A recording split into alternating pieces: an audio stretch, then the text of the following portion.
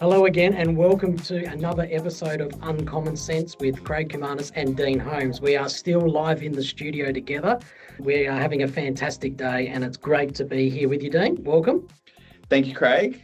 Mate, today I'm really looking forward to this episode. We're talking about creating lifetime customers, and you have got an absolute ripper of a story to kick us off. So over to you, mate. Thanks, Craig. Lifetime value of a customer is a concept that's not really talked about in financial services, but it's the concept if you try to imagine that client will be with you for a long time, how can we convert that into a dollar figure in terms of understanding what the total amount that client might spend with you, i.e. by fees, service, what that client would spend with you over a 10, 15, 20 or longer period of time. And so it's encouraging us to zoom out in terms of the lifetime value of our customers.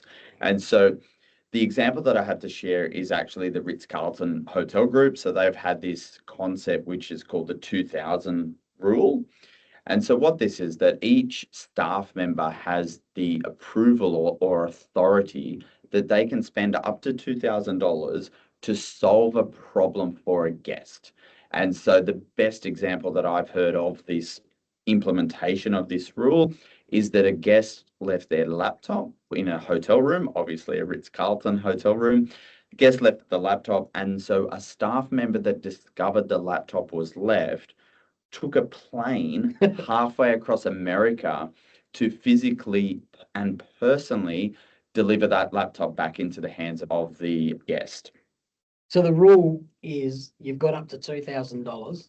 You don't have to tell us what you're doing or how you've done it or why you've done it. You don't have to you do have to explain after the fact. Yeah, okay. But it's not going to be denied essentially at anything below $2,000. So how to trust your team explicitly to deliver something that is going to create a lifetime customer. Correct. And so the Ritz-Carlton have worked out that for every time this happens, or even the concept that it happens, because even if it doesn't happen to you, you do understand what they will do for guests overall, is that this $2,000, if ever spent, is returned in many multiples of that guest being a positive fan of the hotel, essentially for the rest of their life.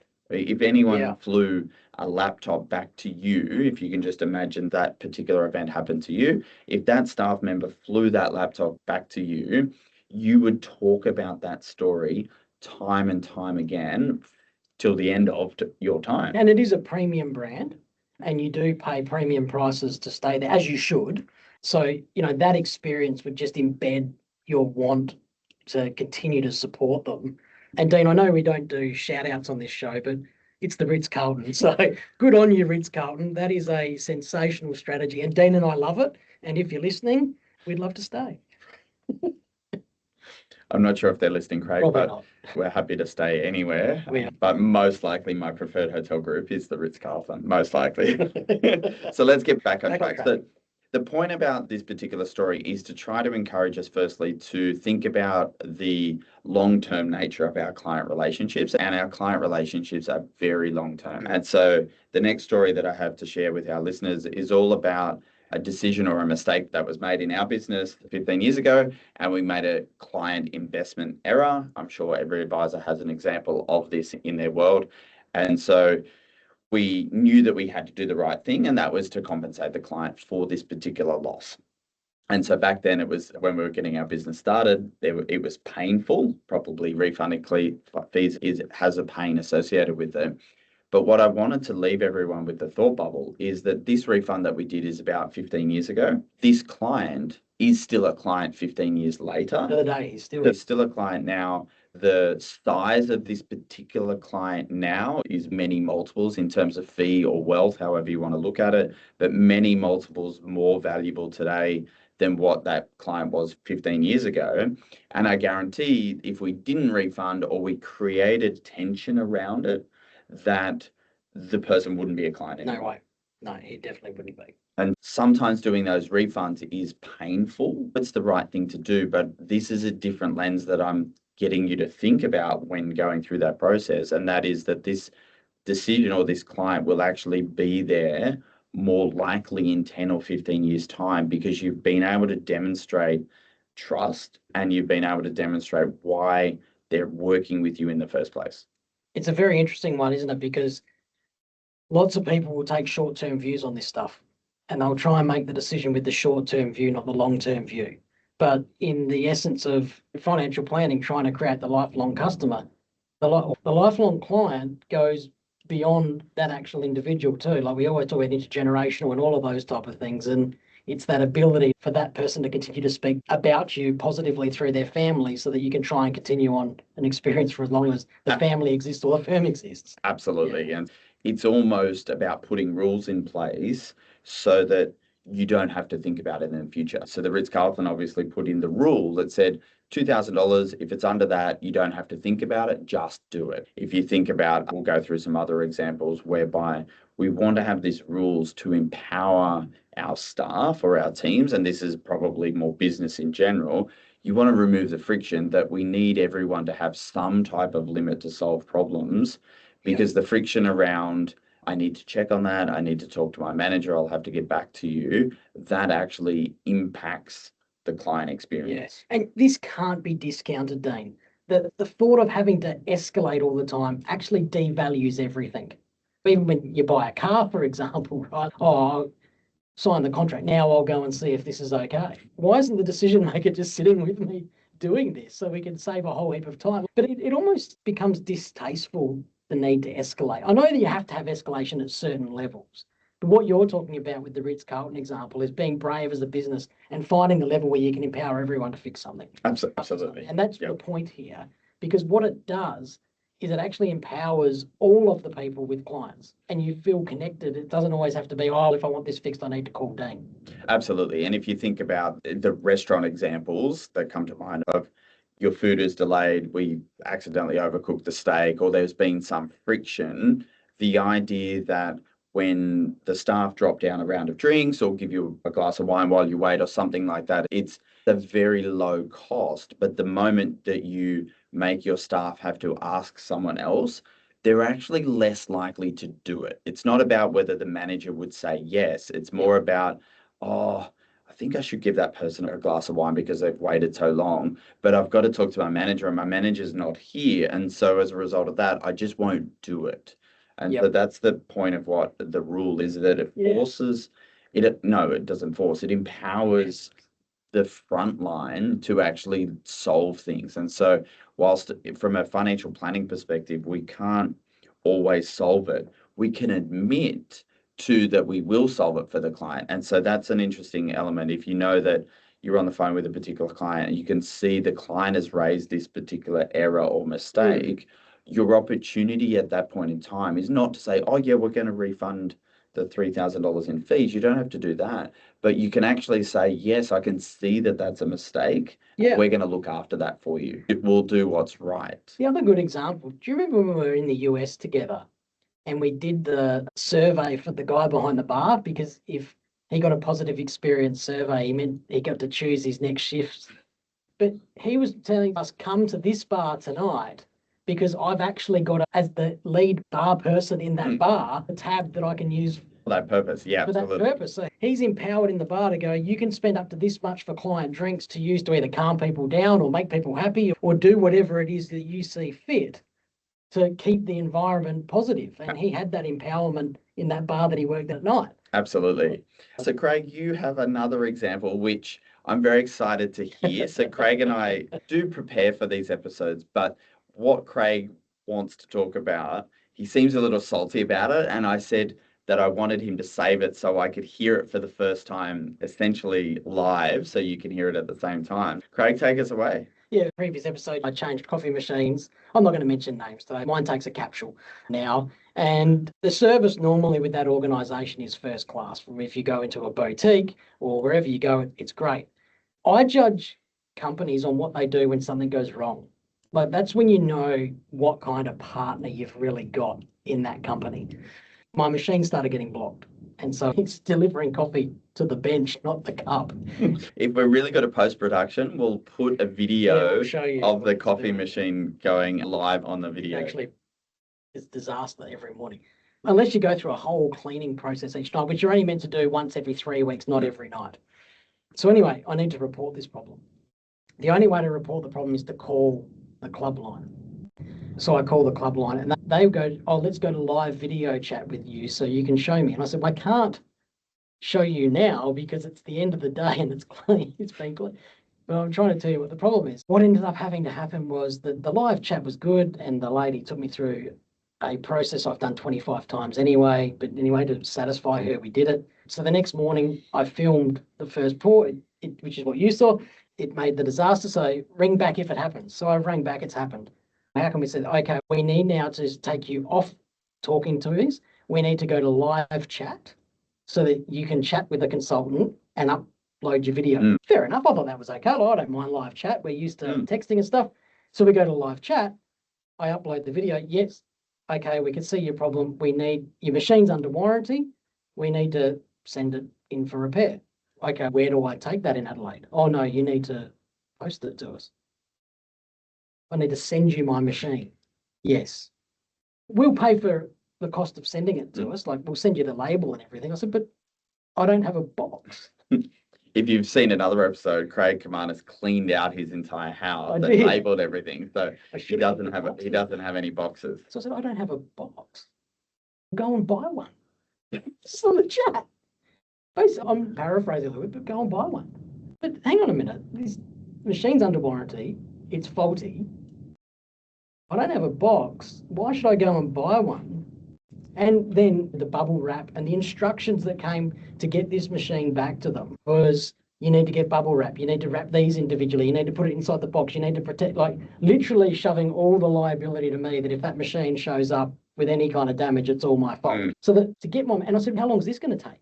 Once I post it to you. By the way, selfishly, I posted it yesterday when I left Adelaide. Because I wasn't going to be there for the rest of the week. Sorry, Julie. But how long is this going to take? Oh, it could take up to 3 weeks. So you're going to take a machine away from me. I'm not going to be able to make coffee every morning for 3 weeks while you try and solve this problem. The machine's under 12 months old. It's under warranty. How about you just send me a new machine and we'll play on? But we still need your old machine back to recycle it. I'm like, yeah, but if you send me the new machine, then I can send you my old machine back in the box. Now I've got a box. Yep. So this is going backwards and forwards. And no, they dug their heels in. You just need to send us the machine. You need to find a box. You need to get all the bubble wrap. You need to put it all around it, and you need to do it. Because I've got, what choice do I have? But I'm sitting there going, and I said to them, from a client experience, everything your company espouses to be, everything I feel about your company has just gone into the negative. This is an awful experience for me to return something of yours that isn't working, particularly when I paid more for it in your boutique versus going to another retailer. And when I asked why would I pay more for it in your boutique than going to another retailer, the salesperson said to me, because if something goes wrong, you've got our assurance that we're going to back it up and fix it. Which I'm not saying they're not going to, I'm sure they are, but the process for me to get it there, I'm stressed. My anxiety's through the roof. I'm hating them. I'm putting it in the box. I'm hating them. I'm taping the box. I'm hating them. And who knows what happens from here? I'm now in the hands of the coffee gods. The future episodes could be getting grumpy, Dean. Yeah, there's not enough caffeine in Craig Commander's. Will it shift me from being a client still? Maybe not. It depends what happens from here. But see what's happening. I'm now telling someone. That's right. And so that's the concept that people tell the negative story gets told 9 times, the positive story gets told once, is the reality. And so that's probably why they can spend $2,000 to save the problem. And this is the example now whereby we're not solving the problem without friction, and that friction is causing Craig anxiety. Obviously, the lack of caffeine theoretically could have done that as well. But in this particular case, we had a coffee upstairs. It's the frustration of the process, and also it could have been handled better. It's a first world problem, hand up, but that's a lot of process that I have to go to for something that wasn't my error. Yep. And so bringing it back to financial planning businesses, our lifetime value of our customer is larger. The dollar figure that we can attach in terms of thinking about it from a profitability perspective, the clients that we have within our business today are actually profitable, and they often become more profitable over time, more problems, more wealth, more complexity. And so therefore, solving and retaining a customer is infinitely easier than going out and acquiring a brand new customer.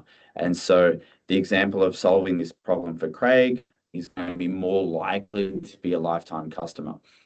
Giving a great experience from a financial planning perspective and admitting when things go wrong and making sure that we're solving them with the ease of a client's perspective is what we want people to do. And making sure that our staff are empowered to admit levels of fault and also to say that we will make good of that particular situation, I think is really key. And don't discount here, Dean, the emotional baggage that comes with not solving it and dragging it out and thinking about it. The emotion on you, the weight on you, even if you think maybe you're right, but the quickest way to solve it is to refund or do whatever it might be.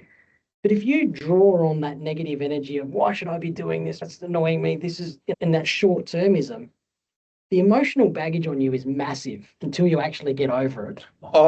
Figure out what to do. Absolutely. So the last example, which I can finally smile about, is that my example, I drive a Volvo and I have a disappointing experience with the service side of the Volvo. And the frustration was that they weren't taking the time to actually understand my understanding of the issue.